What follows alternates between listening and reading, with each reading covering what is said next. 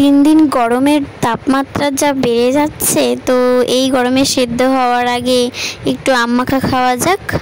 এই গরমে তো একটাই টক বেশি করে আর আম মাখা।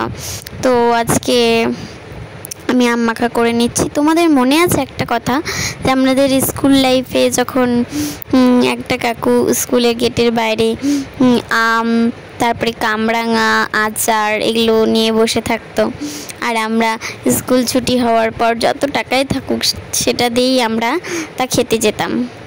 তো এখন আর কি করা যাবে, আমি ঘরে বসেই আমটাকে ভালো করে কেটে নিচ্ছি। কেটে নেওয়ার পর ভালো করে ধুয়ে আমরা মাখা করব।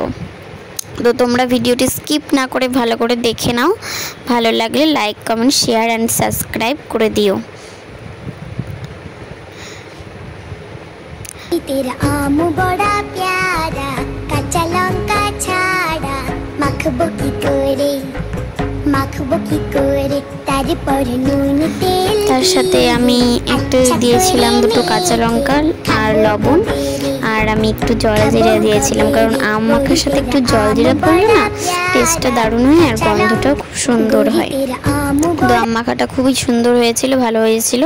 তোমরাও যদি এরকম আম মাখা করতে চাও তো রেসিপিটা দেখে নাও, ভালো করে পুরো রেসিপি দেখে নাও। তো আজকের মতো আমরা এখানেই টাটা, নেক্সট ভিডিওতে দেখা হচ্ছে, টাটা।